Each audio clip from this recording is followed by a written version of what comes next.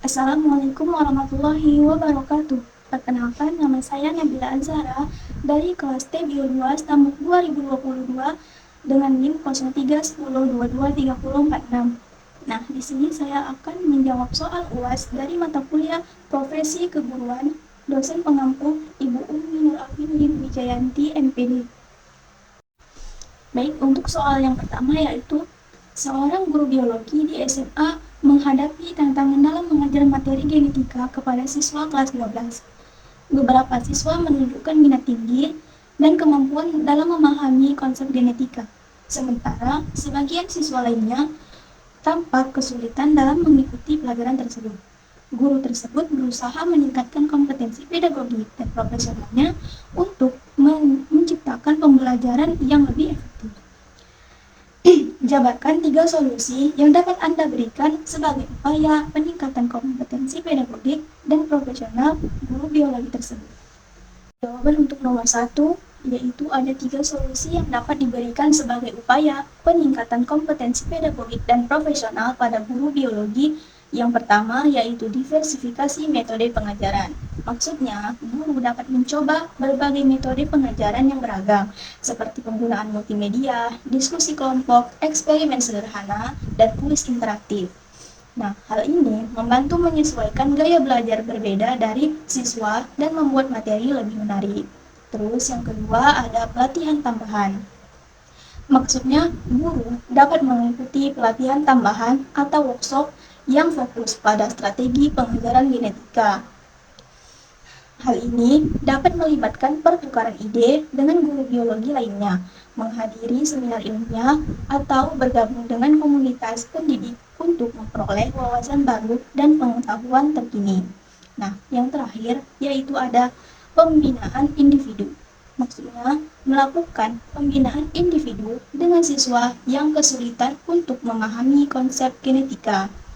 Jadi, dengan memahami tantangan masing-masing siswa, guru dapat menyusun rencana pembelajaran yang disesuaikan dengan kebutuhan mereka, serta memberikan dukungan ekstra jika diperlukan.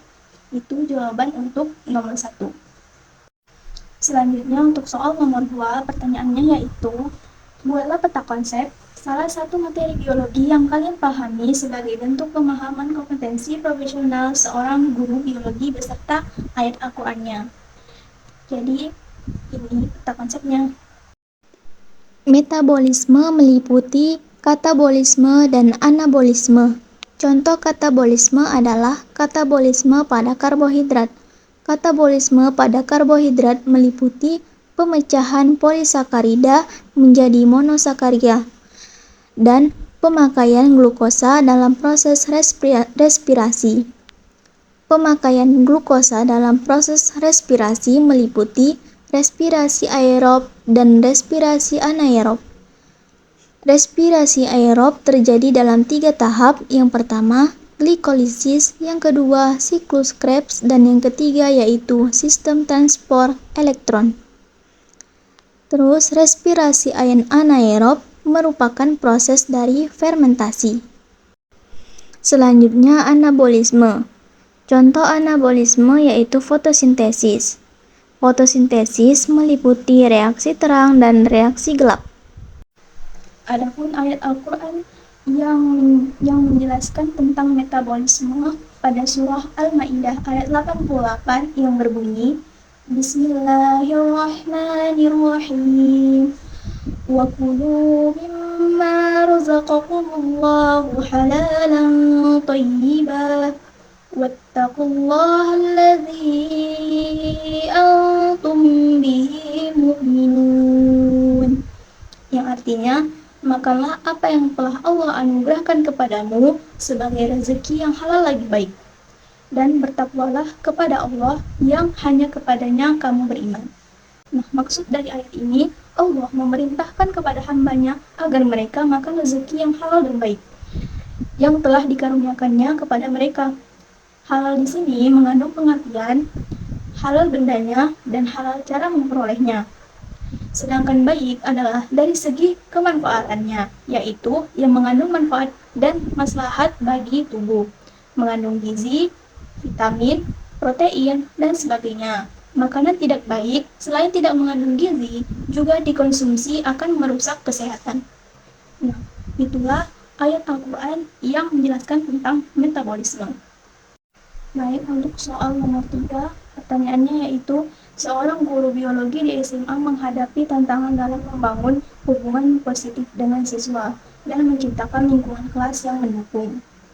Beberapa siswa merasa kesulitan untuk berkomunikasi atau berinteraksi dengan guru, dan suasana kelas terkadang terasa kurang nyaman. Analisislah kompetensi guru yang bermasalah pada kasus di atas, serta berikan solusi untuk mengatasi masalah tersebut.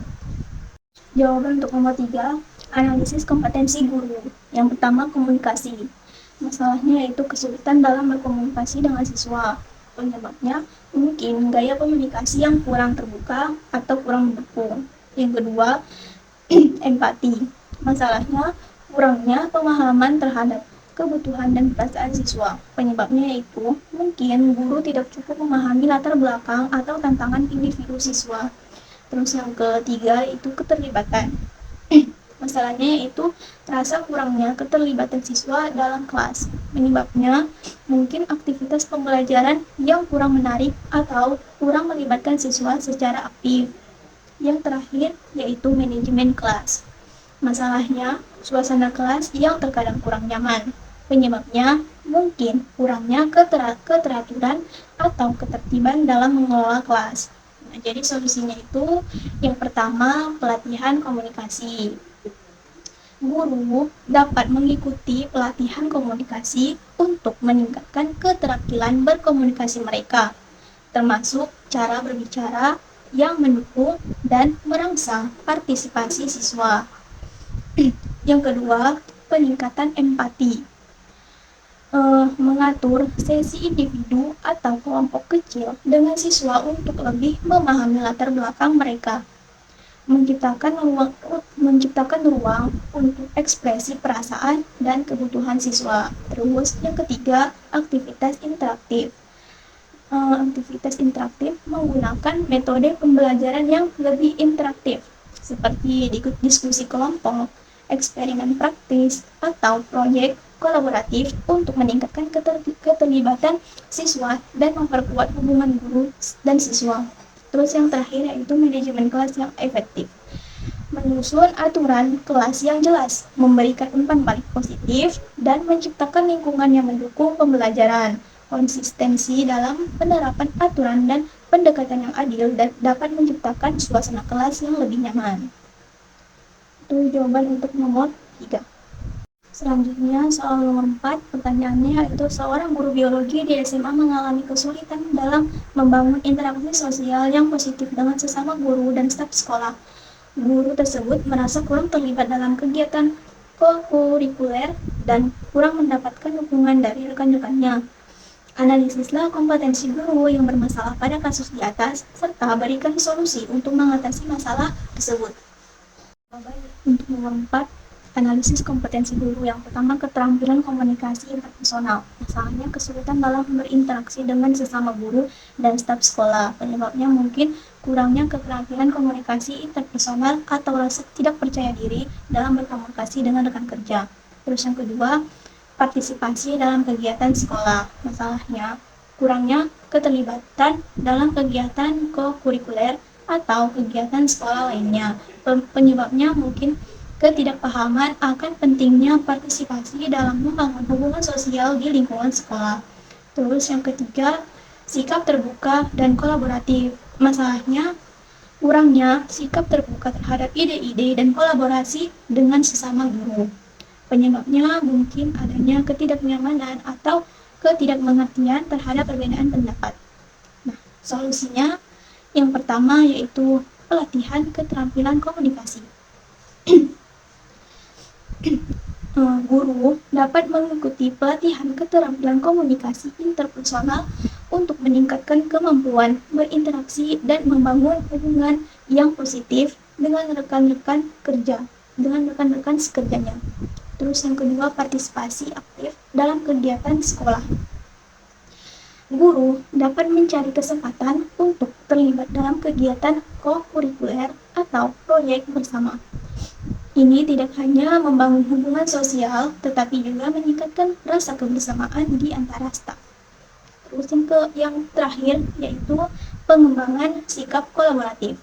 Nah, mengadakan pertemuan atau lokakarya yang mendorong diskusi terbuka dan kolaborasi, membuka ruang untuk berbagi ide dan pengalaman dapat meningkatkan pemahaman dan keterlibatan dalam tim. Tentu saja itu jawaban untuk nomor 4. Selanjutnya untuk soal nomor 5 yaitu jelaskan pemahaman kalian tentang keterampilan abad 21 dan TIPEK dan berikan contoh integrasinya dalam pembelajaran. Jawaban untuk nomor 5, menurut saya keterampilan abad 21 itu merujuk pada seperangkat kemampuan yang dianggap esensial untuk berhasil dalam era informasi dan teknologi saat ini. Nah, beberapa keterampilan tersebut melibatkan pemikiran kritis, komunikasi, kreativitas, kerjasama, literasi digital, dan literasi media. Keterampilan ini tidak hanya relevan untuk kehidupan sehari-hari, tetapi juga penting dalam persiapan siswa untuk menghadapi tantangan global. Terus TIPEK atau Technological Pedagogical Content Knowledge. Menurut saya TIPEK ini adalah model yang menggabungkan pengetahuan teknologi, pengetahuan pedagogis, dan pengetahuan konten dalam konteks pendidikan.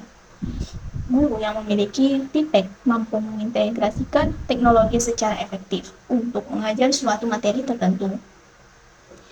Nah, untuk contohnya, misalnya ekosistem hutan hujan tropis. Nah, yang pertama yaitu pemikiran kritis. Maksud dari pemikiran kritis ini menganalisis deforestasi terhadap ekosistem hutan hujan tropis. Terus guru menggunakan simulasi interaktif tentang deforestasi untuk memahamkan siswa, menyatukan pengetahuan, konten, dan teknologi. Terus yang kedua, kreativitas. Siswa diminta membuat proyek kreatif yang menyoroti keanekaragaman hayati dalam ekosistem hutan hujan. Terus guru memperkenalkan alat desain grafis digital yang memungkinkan siswa mengekspresikan kreativitas mereka. Terus menggabungkan teknologi dan pengetahuan konten. Terus yang ketiga yaitu literasi digital. Nah, siswa diminta mencari sumber informasi online tentang upaya pelestarian hutan hujan tropis. Terus guru membimbing siswanya dalam mengevaluasi keandalan sumber daya online, mengintegrasikan literasi digital dengan pengetahuan konten. Nah, itulah contoh dari integrasi dalam pembelajaran. Melalui integrasi keterampilan abad 21 dan TIPEK, guru tidak hanya mendekatkan siswa pada materi pelajaran, tetapi juga membekali mereka dengan keterampilan yang penting untuk berhasil di dunia modern. Itu saja jawaban untuk nomor 5. Untuk soal yang terakhir, yaitu jelaskan secara singkat proses dan hasil dari pelaksanaan mindarasat mata kuliah profesi keguruan yang telah kalian lakukan. Jadi jawaban dari nomor 6 yaitu dari hasil studi riset yang kami dapatkan, penggunaan TIPEK sangat membantu dalam proses pembelajaran, khusus dalam proses pembelajaran kurikulum merdeka karena membuat proses pembelajaran lebih fleksibilitas terhadap guru maupun siswa. Nah, itu saja jawaban dari saya untuk soal-soal tadi. Saya pamit undur diri. Assalamualaikum warahmatullahi wabarakatuh.